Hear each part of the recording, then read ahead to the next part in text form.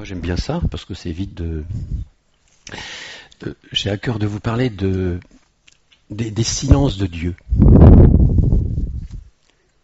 Il y a de la tempête. Voilà. Faut pas respirer. Voilà. Les silences de Dieu. Alors, vous avez certainement, moi je vous donne mon témoignage, mais vous avez sûrement aussi votre témoignage. Quand vous êtes converti, ouais, d'accord. Il y a le technicien qui est... Oh là là, je dois être spécial. Ouais. Quand je me suis converti, le Seigneur m'a exaucé. Je ne vais pas vous dire pourquoi, mais il m'a donné un cadeau.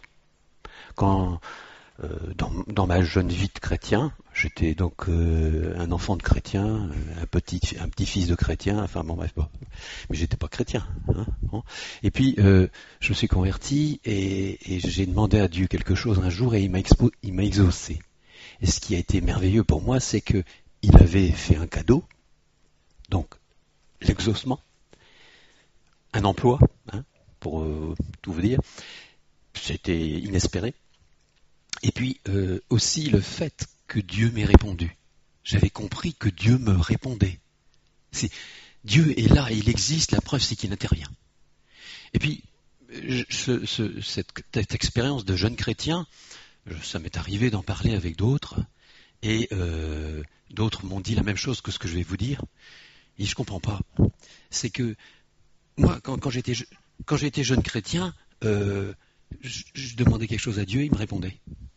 Puis maintenant, c'est le silence. C'est le silence complet. Mais je ne comprends pas. Je manque de consécration. Hein, on a parlé de la consécration. Je manque de consécration. Il y a quelque chose qui ne va pas dans ma vie. La preuve, c'est que Dieu ne me répond plus. Et ce genre de choses est pour nous perturbant.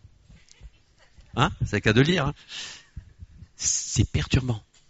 Je me dis, mais je manque de quelque chose parce que sinon Dieu me répondrait. Voilà.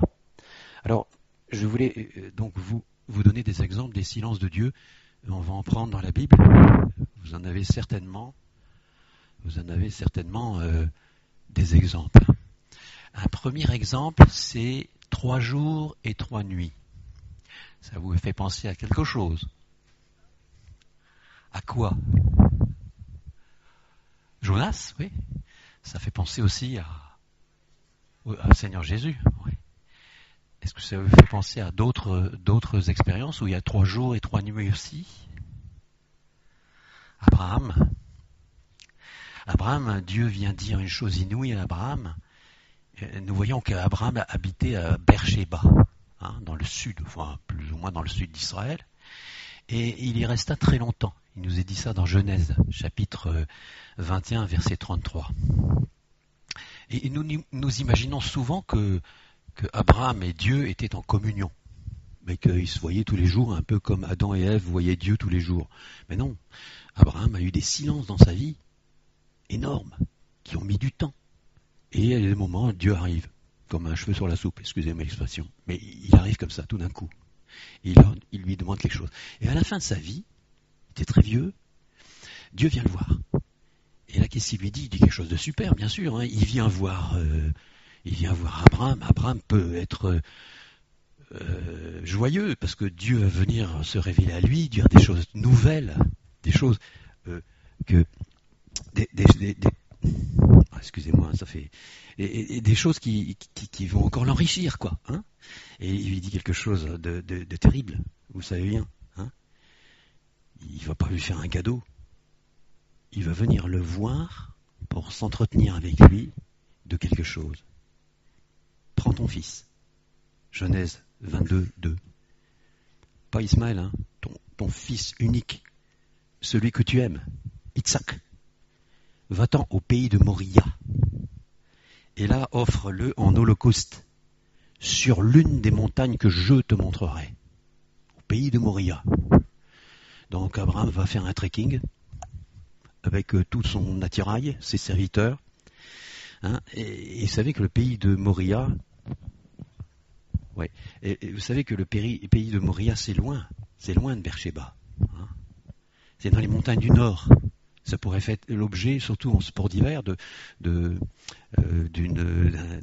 agrément de voyage, hein, c'est super, quoi. Il s'en va au pays de Moria, il n'y a personne qui sait, à part lui, pourquoi il y va. Et que fit Abraham? A-t-il refusé Dieu? Refusé sa demande? Non.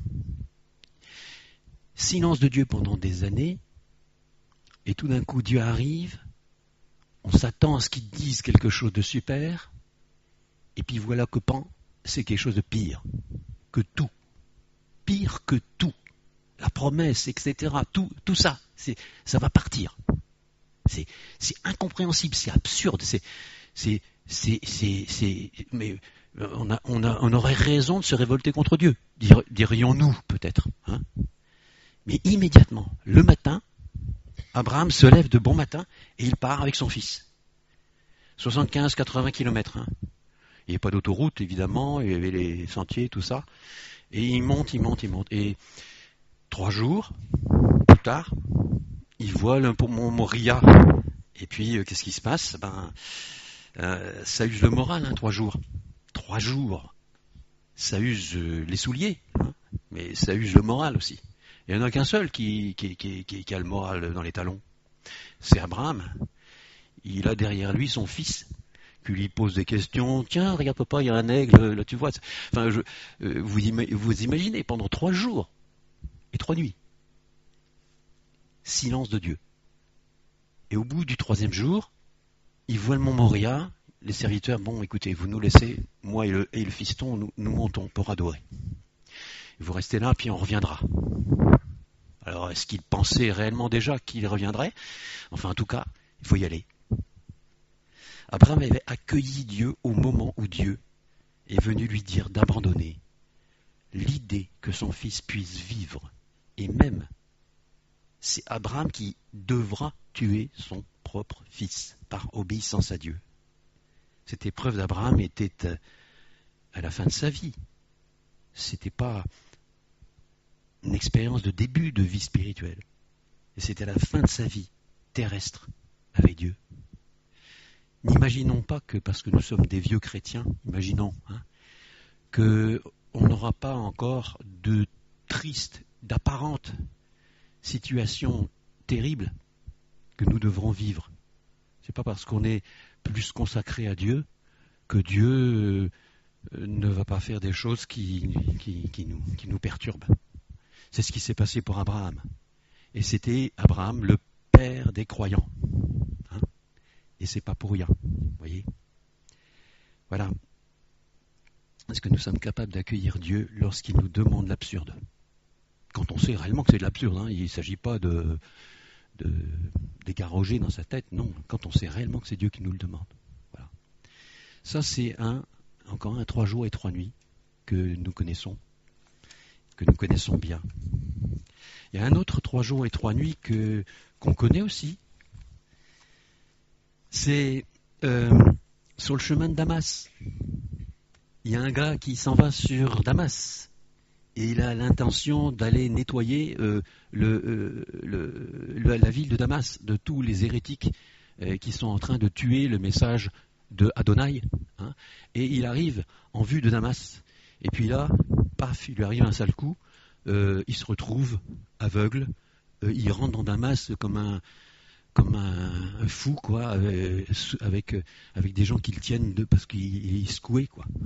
Il est secoué, il s'en va, il dort il jeûne 3 jours, 3 nuits. Hein, et pendant ces 3 jours, il est comme Abraham, il est comme Jonas, parce qu'ils ne savent pas comment ils vont sortir de ces 3 jours. Nous, facile, on sait ce qui se passe après. Mais non, ils ne savent pas. Ils sont là pendant 3 jours et 3 nuits à être dans l'agonie.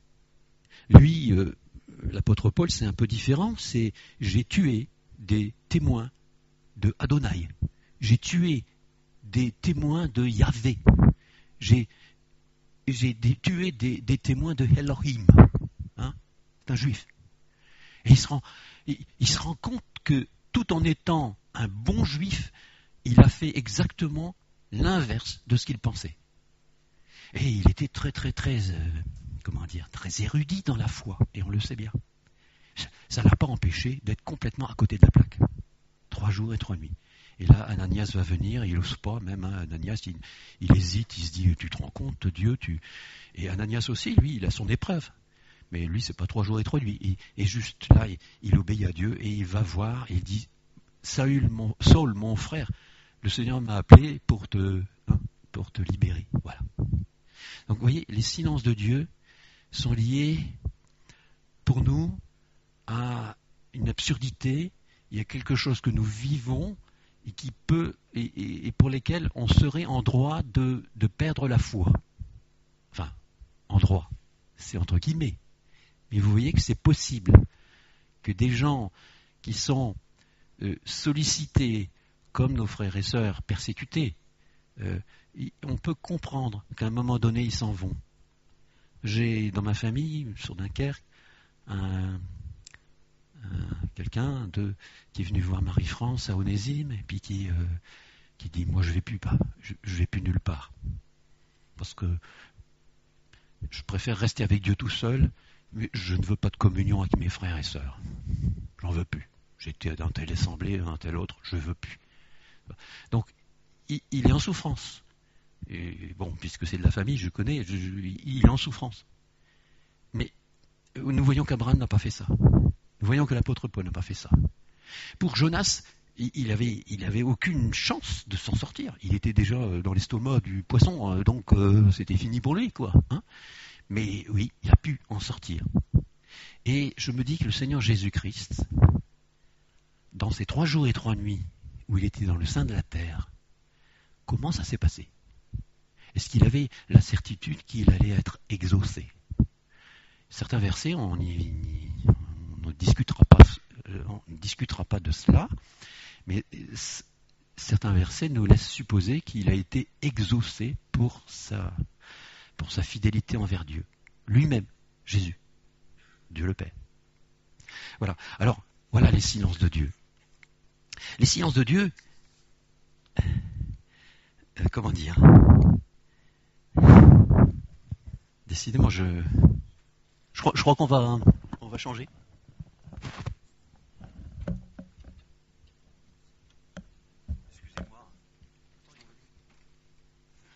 Excusez-moi, je pensais que ça marchait, mais ça marche pas bien. Ça va? C'est bon? Oh, c'est mieux. Hein. Finalement, la technologie c'est bien, mais c'est souvent l'orateur qui va pas bien. C'est pour ça. Voilà. Les silences de Dieu, quelquefois, je me suis dit, les silences de Dieu, ça fait un peu, ça va peut-être vous choquer, je ne sais pas. Ça me fait penser à 2 amoureux ou 2 personnes qui s'aiment, ou qui s'aiment plus ou moins, ou qui se côtoient pas encore. Il existe un sobriquet ou une façon de parler, on dit je te suis, tu me fuis. Je te fuis, tu me suis. Vous comprenez par exemple, un jeune homme est intéressé par une jeune fille, hein, c'est dans l'ordre des choses, et le fait qu'il soit trop intéressé à la jeune fille fait que quelquefois la jeune fille a envie de fuir. Pour prendre l'inverse, hein, c'est-à-dire une jeune fille s'intéresse à un jeune homme, et puis le jeune homme il va fuir. Donc le fait d'être trop sur la personne fait que la personne elle n'a pas envie. Puis quelquefois les mêmes personnes, tout d'un coup la jeune fille s'aperçoit que le jeune homme, au lieu de toujours la suivre, se met à fuir sa présence. Alors tout d'un coup ça l'intéresse bien finalement d'avoir été un peu courtisé par le jeune homme. C'est assez, bon, c'est psychologique, je ne sais pas trop, mais enfin ça fonctionne souvent comme ça. Hein. Bon, si ça peut être un jeune homme tout d'un coup il dit tiens, au lieu de toujours me tanner avec sa présence, maintenant elle ne s'intéresse plus à moi. Puis finalement le gars il se dit oh mais intéressante quand même cette jeune fille. Bon, vous voyez, c'est bon, hein, ça n'a pas l'air comme ça très spirituel ce que je dis, c'est un fait un petit peu sentimental, mais on va voir dans la Bible que ça ressemble un peu à ça. Il y a quelque chose de cela. Hein. Et alors, par exemple, David. David, on se pose des questions sur lui. Vous vous êtes certainement déjà posé des questions. Il n'a pas l'air d'être apprécié dans sa famille. Même son père a oublié qu'il existe. Quand le prophète vient pour choisir le roi d'Israël, le futur, il n'existe plus. Alors certains disent, en lisant, alors ça c'est une interprétation, mais ça semble être cela. Mais vous avez le droit de penser autrement. Je vous donne mon interprétation qui... Je pense que c'est plutôt ça. Dans le psaume 51, il nous est dit que j'ai été conçu dans le péché. Et cette notion, c'est pas j'ai été conçu dans le péché. Sous-entendu, les relations sexuelles sont du péché. C'est pas vrai. C'est qu'il a été conçu sûrement par adultère. Il y a eu une histoire comme ça. C'est ça le péché. C'est pas d'avoir des relations sexuelles, c'est d'avoir des choses qui ne sont pas ce que Dieu demande. Et donc il est probablement un fils naturel de Isaïe. Et les autres frères n'en veulent pas. Hein. Et ce jeune frère, on voit qu'il n'est pas très apprécié par ses 7 frères. Hein. Voilà. Et ce petit David a vécu dans la nuit, il était dans les champs, probablement, parce que quand il nous dit les cieux racontent la gloire de Dieu, l'étendue manifeste l'œuvre de ses mains, on a l'impression qu'il est devenu astronome, tellement il y avait du temps pour regarder les étoiles. Enfin, on voit c'est un jeune homme qui s'est accroché à cause de la solitude qu'il a vécue à Dieu. Des silences de Dieu ou des silences de la famille peuvent amener un enfant ou un jeune homme à s'accrocher à ce qu'il peut. Et il s'accroche à Dieu. Mais voilà, David, il dit une chose. J'ai l'impression que tu m'as laissé tomber, Seigneur. Regardez, Psaume 35, versets 21, 22 et 23. Psaume 35, il est dit, ils ouvrent leur bouche contre moi.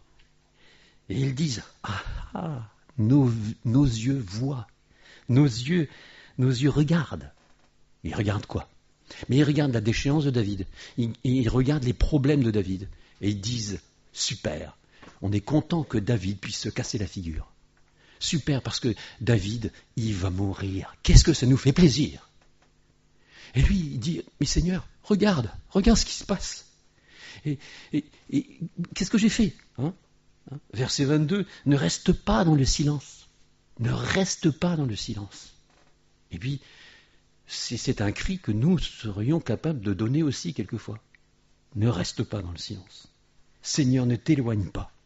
Et verset 23, réveille-toi pour me faire justice.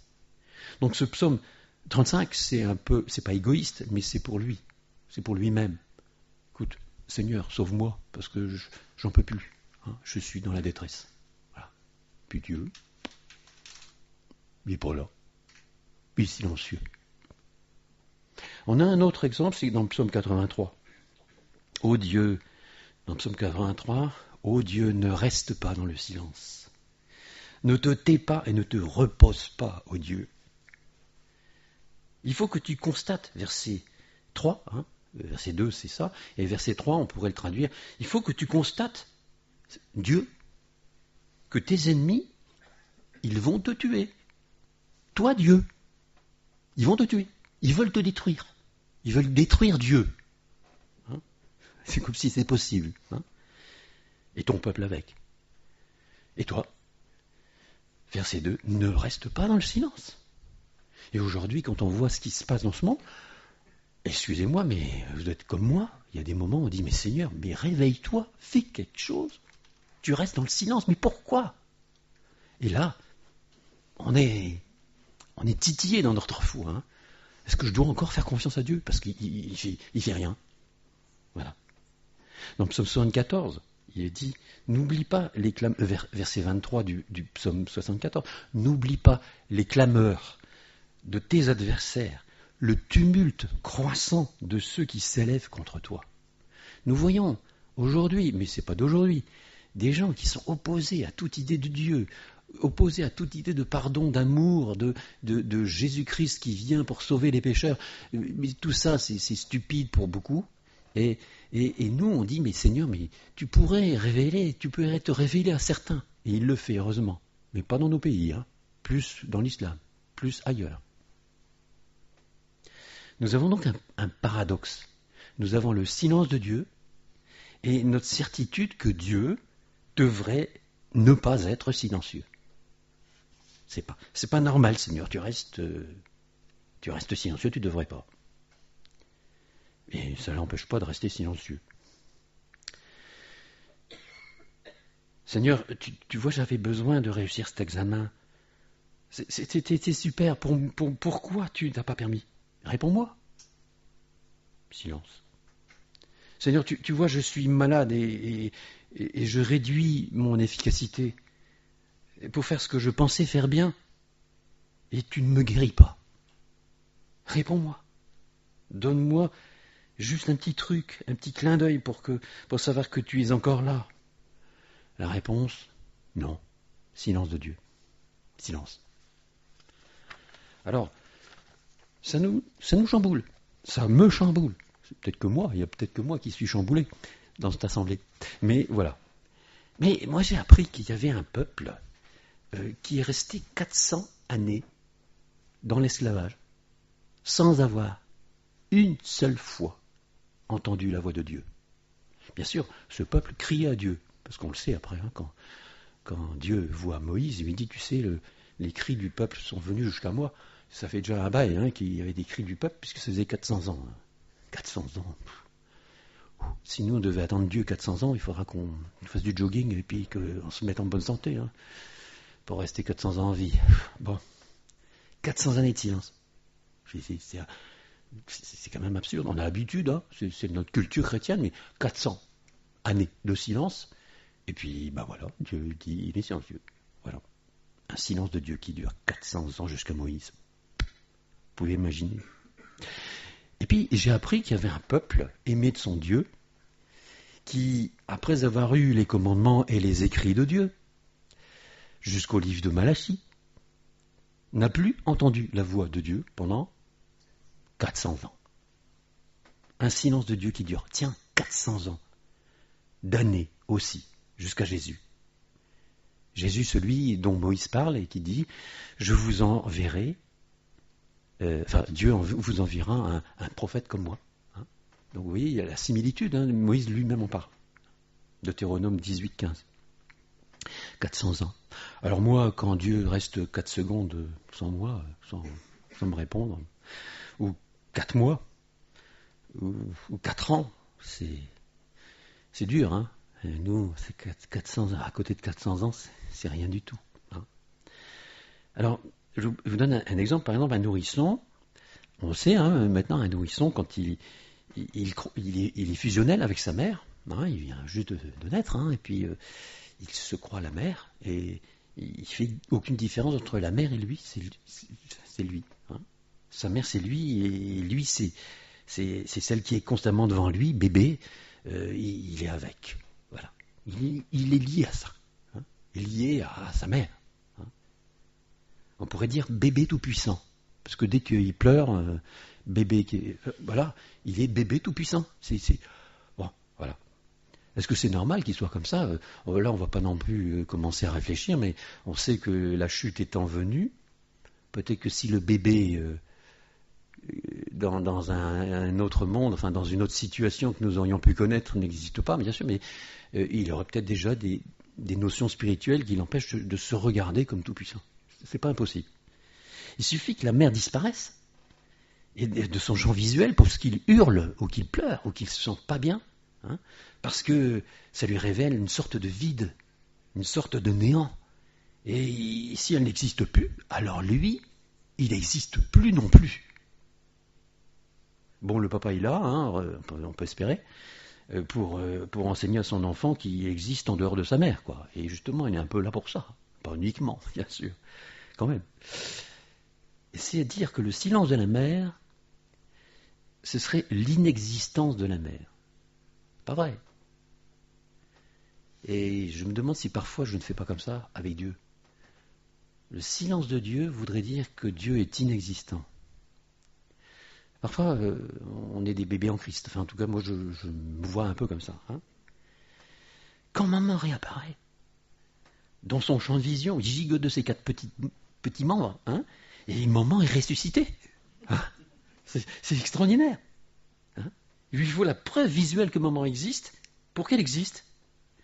Ça nous rappelle un petit peu Thomas, hein, qui a besoin de voir Jésus ressuscité et puis de mettre ses mains là où il faut pour s'apercevoir que c'est pas une fiction.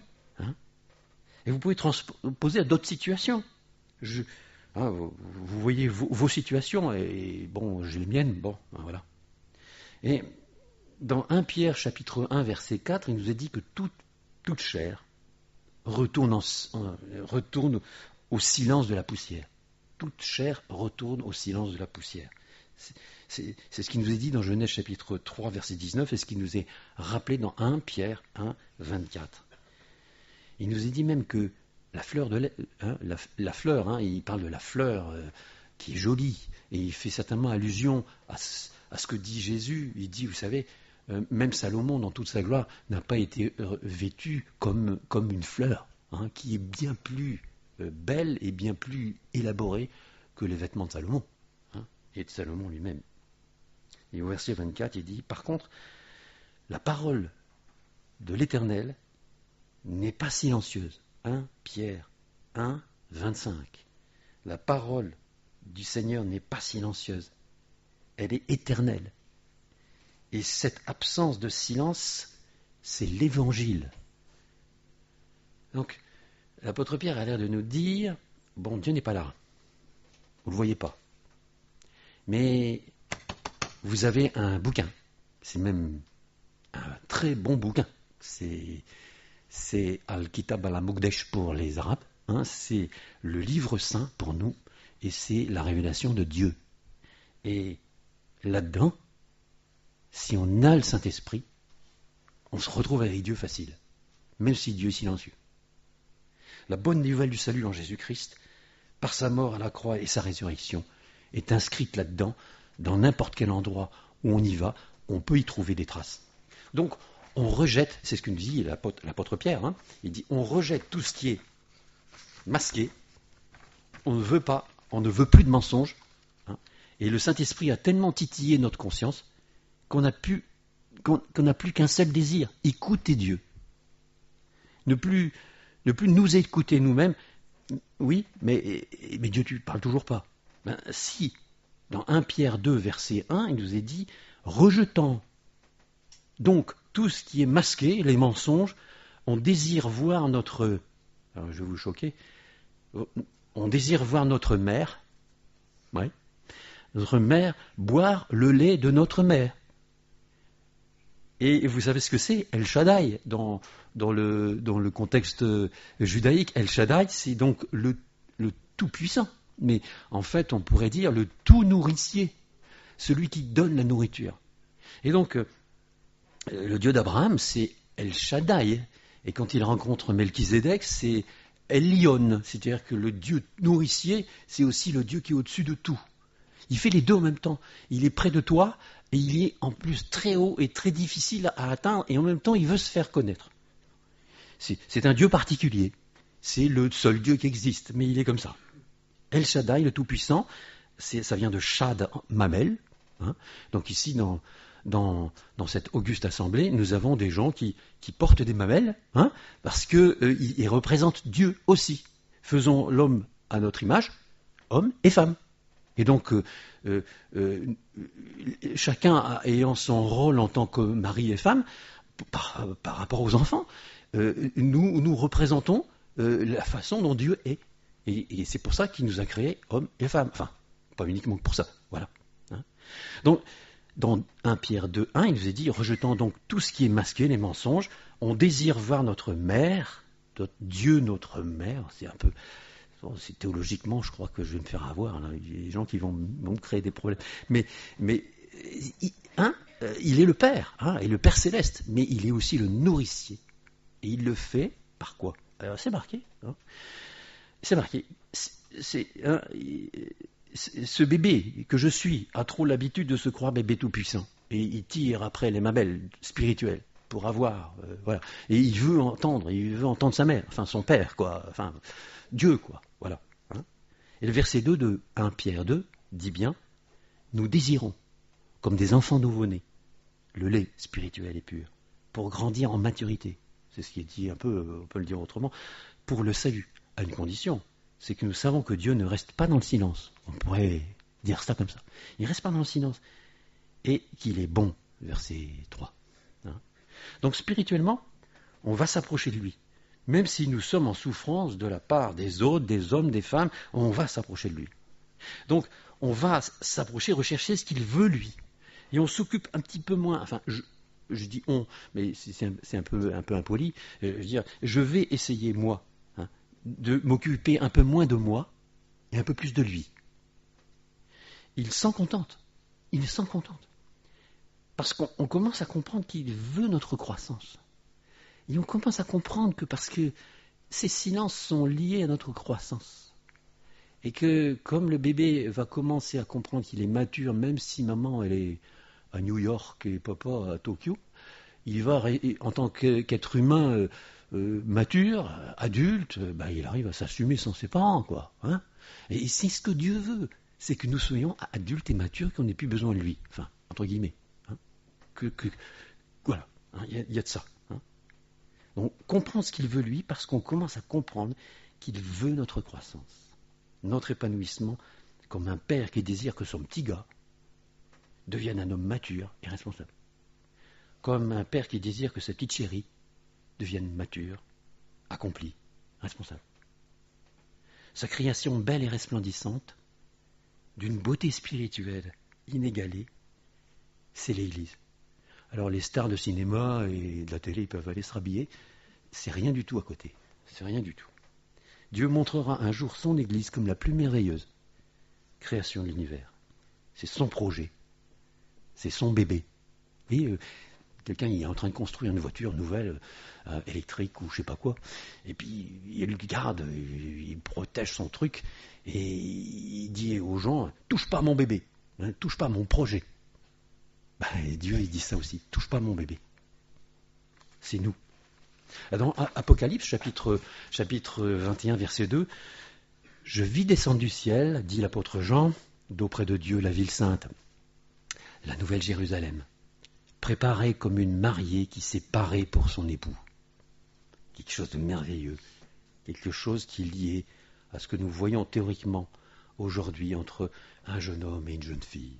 Quelque chose de merveilleux qu'on n'imagine pas. On peut se faire on a le droit de se faire des idées sur ce que ce sera, mais ce sera certainement bien plus précieux que ce que nous imaginons. Elle s'est parée comme une mariée pour son époux. Voilà. Voici l'attente de Dieu avec les hommes, le passé, les souffrances, la mort. Tout ça, tout d'avant, a disparu. Alors comment ça marche avec Dieu ? Dieu s'en va, comme maman s'en va, qui sort de la pièce où se trouve le bébé tout-puissant. Et alors là, le bébé tout-puissant, il hurle, il a peur car il va mourir. Bon, j'exagère un peu, c'est vrai, on n'est pas comme ça, mais il y a un peu de ça. Le croyant, l'enfant de Dieu, il essaye de retrouver Dieu, qui, on dirait, a disparu. Donc quand Dieu s'en va, quand Dieu est silencieux, on le cherche.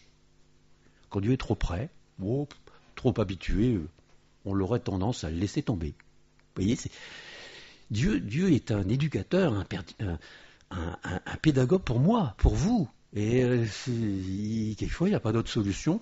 C'est pas qu'il n'est pas tout puissant, mais il s'adapte à nous, heureusement. Sinon, on serait déjà mort depuis longtemps. Et quand le Dieu tout-puissant revient, comme la maman qui revient dans la pièce où se trouve le bébé tout-puissant, le bébé tout-puissant gigote de ses 4 membres. Et il va pouvoir s'apaiser et jouir de la présence de sa maman. Le croyant, l'enfant de Dieu, satisfait de la présence de Dieu, se repose. Il jouit de la paix que le Dieu tout-puissant lui donne. Et c'est vrai. C'est vrai. Et donc, on se demande, je sais pas moi, mais Abraham, il devait vraiment avoir cette notion que de toute manière, qu'il arrive quoi que ce soit, le plus important, c'est pas son fils, c'est Dieu. Mais je me dis, c'est curieux quand même, parce que Dieu lui-même, il a fait la même chose. Le plus important pour Dieu, c'était pas son fils, et c'était nous. Au point de dire que Dieu nous adorerait, c'est complètement hérétique. Mais Dieu nous aime tant que son fils, il est prêt à l'abandonner comme Abraham était accroché à Dieu et que c'était ça plus fort que son propre fils, qui avait toutes les promesses que Dieu lui avait données. On sent les deux aspects, et l'image qu'Abraham donne de lui-même nous donne l'image de ce que Dieu peut être lui-même. Pour toi, pour moi. C'est extraordinaire. Hein. On a l'impression qu'il faut qu'on se trouve dans la souffrance pour que notre foi et notre maturité augmentent. Bah, quand je dis nous, c'est moi, quoi. Hein, parce que pour ma foi et ma maturité augmente, il faut quelquefois que le Seigneur il me tape pas, il me frappe pas, mais il reste silencieux. Il permet ainsi que je revienne à lui. C'est drôle, mais c'est comme ça. C'est dû à la nature humaine, probablement, hein, dont on sera libéré un jour, mais qui est toujours là. Hein, voilà. Et on a l'impression que lorsque nous sommes dans la paix du Dieu Tout-Puissant, automatiquement, nous nous relâchons. Spirituellement, Dieu n'est pas contre le repos, mais il est contre le relâchement. Mais il sait mieux que nous ce qui est en nous. Hein, il nous a dit, l'Esprit sonde tout, même les profondeurs de Dieu, mais il sonde tout, mais en moi et en vous. Hein. Et Dieu patient est obligé de sortir de la pièce pour que nous ayons le désir de retourner vers lui. C'est terrible. C'est quand même terrible, mais c'est comme ça. Bon. Donc, de la part de Dieu, c'est un peu je te fuis, tu me suis, ou si je te suis, tu vas me fuir. C'est un peu ça. C'est un peu comme un jeune homme et une jeune fille, en toute pureté bien sûr, hein, qui, lui, il fuit la jeune fille, enfin moi, j'en ai parlé, hein, voilà. Ça marche dans les deux sens, un jeune homme cherche une jeune fille, ou une jeune fille cherche un jeune homme, puis ouais, c'est curieux, mais c'est comme ça, et c'est bizarre, ça ressemble un peu à ce que Dieu fait. Voilà, dans un domaine spirituel, mais aussi un domaine de sentiment avec lui. Hein. Dans l'histoire de Jacob, vous vous souvenez de Jacob, hein, je vais bientôt arrêter. Dans l'histoire de Jacob, il va rencontrer son frère Ésaü. Et puis, d'après les informations qu'il a de ses informateurs, Ésaü arrive avec 400 personnes, mais armées. Hein. Donc, oula, c'est chaud. Hein, c'est chaud. Et alors, quand il est parti à Haran, bien des années avant, il est arrivé dans un endroit où il a vu une échelle et dessus des anges monter et descendre. Hein. Donc il a vu Dieu, il a vu quelque chose de Dieu qui était extraordinaire, et il est resté avec ça. Et puis il a eu des silences de Dieu pendant toute sa vie à Haran, il ne s'est rien passé de spécial avec Dieu, quoi. Et quand il arrive, il arrive de retour vers son pays, vers Isaac, il a besoin. C'est pas lui qui le sent, mais c'est Dieu qui sent qu'il a un besoin. Et avec cette menace d'Ésaü, il sait qu'il va mourir. Il fait toute une stratégie en envoyant des troupeaux pour essayer d'amortir un peu le choc, hein, vous voyez. Mais il y a des chances qu'il s'en sortent pas, quoi. Et là, Dieu se révèle à lui. Mahanachim. Hein, c'est-à-dire une danse de deux camps. Et là, il y a des soldats de l'armée céleste qui sont là et qui dansent. Ils sont à deux camps, je te fuis, tu me fuis. Enfin, un drôle de truc. On ne sait pas trop ce que c'est, mais c'est la danse de deux camps. Ouais. Et donc, Jacob sait à ce moment-là que Dieu est avec lui. Donc, si Dieu est en silence, parfois dans le long silence, il peut revenir et nous dire je te fais un petit clin d'œil, je suis là. Et là, il y avait vraiment besoin de sentir que Dieu était là. Donc, on ne peut pas dire que Dieu est systématiquement dans le silence. Il est dans le silence quand il a besoin de nous mettre dans cette situation de silence pour qu'on retourne à lui. Mais quand on est vraiment dans la détresse, Dieu est là.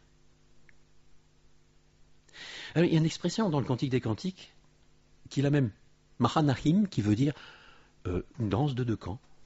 C'est-à-dire, tu me fuis, je te suis, je te suis, tu me fuis. Il y a un truc, vous savez, les danses, pas Rabbi Jacob, mais un peu ailleurs, vous pouvez voir ce genre de choses. On voit des jeunes filles, des jeunes gens qui sont dans deux camps comme ça. Hein, et c'est beau à voir. Et puis, c'est un petit peu ce qui se passe avec le Seigneur, avec nous. Spirituellement et sentimentalement dans notre cœur avec lui.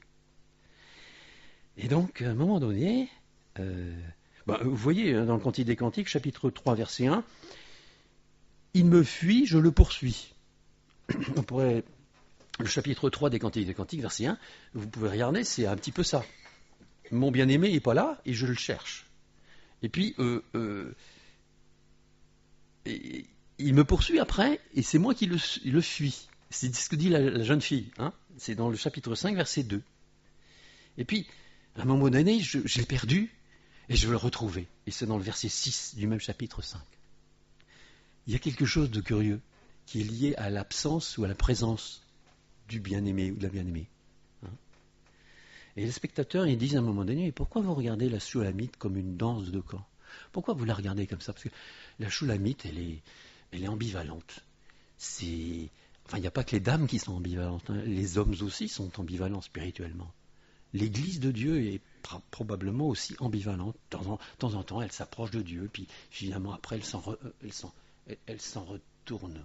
Quand on regarde les analyses des 7 églises de l'Apocalypse, on voit qu'il y en a une qui dit elle-même, je n'ai même plus besoin de toi, Dieu. J'ai tout ce qu'il me faut, tu peux t'en aller, tu peux rester dans le silence, mais je m'occupe de tout. Et c'est l'église de Laodicée, vous connaissez. Hein, voilà. Et quelquefois, c'est un peu comme ça que ça se passe pour moi, ou pour vous. Oh Seigneur, tu n'as pas besoin de t'occuper de ça. Moi, je vais m'en occuper tout seul. Je ferai mieux que toi. Oh non, on ne va pas quand même dire ça. Hein. Non. Les spectateurs disent, pourquoi regarder la Shulamite comme on regarderait une troupe de danseurs qui balancent d'un côté et d'un autre, hein, comme une danse de Mahanaïm. Voilà. Eh bien, c'est ce qui se passe entre Dieu et nous. Et quand il est silencieux, on revient vers lui pour s'attacher encore plus fort à lui. Comme la Shulamite. Je vais plus. Je peux plus supporter qu'il soit absent. Donc, même s'il est absent, je vais chercher après lui. Voilà. Donc, c'est très sentimental, cette histoire des Cantiques, mais on peut le transposer à l'Église et à Jésus-Christ. Hein, voilà. Et dans Jacques, chapitre 1, ce sera ma conclusion, chapitre 1, verset 2, vous avez ce fameux verset, c'est un sujet de joie complète quand, grâce à l'épreuve, on se retrouve tout près de lui. Hein, on pourrait dire ça. C'est pas marqué tout près de lui, hein, c'est pas marqué dans le verset 2 hein, du chapitre 1 de l'épître de Jacques. Mais quand vous regardez l'épître de Jacques, chapitre 1, verset 2, c'est un sujet de joie complète lorsque nous sommes dans l'épreuve et que ça nous ramène vers le Seigneur. Je ne dis ça pas en vous reprochant quoi que ce soit, mes frères et sœurs, parce que moi, je suis peut-être moins bien que vous dans ce domaine. Hein, voilà. Hein. Vous permettez, on va terminer par la prière. Seigneur notre Père, notre Dieu, nous te remercions parce que ce que tu fais, qui est parfois absurde, comme pour Abraham, comme pour d'autres, fait en sorte que nous nous retournons vers toi, que l'on revient vers toi. Seigneur, merci parce que même dans les silences, tu vas essayer de développer notre foi, ou tu vas faire susciter en nous la foi, une foi un peu plus solide encore que lorsque nous étions juste convertis. Et tu ne vas pas forcément nous exaucer, mais parfois tu n'es pas dans le silence. Tu es dans ce silence parce qu'il nous fait du bien pour que nous puissions nous rapprocher de toi. Merci Seigneur parce que Jésus, lui, est resté dans le silence 3 jours et 3 nuits, ressuscité par toi. Je ne sais pas s'il savait qu'il serait ressuscité, il l'avait demandé, mais tu l'as fait, toi, Dieu le Père. Seigneur, nous voulons t'adorer pour le gros bébé, le gros projet, le sujet, le grand projet que tu as fait avec nous. Et nous te remercions parce que moi j'en suis indigne. Et je crois qu'on peut tous le dire. On est indigne de ça. Et nous serons très réjouis le jour où nous verrons comment ça marchera. Merci Seigneur. Amen.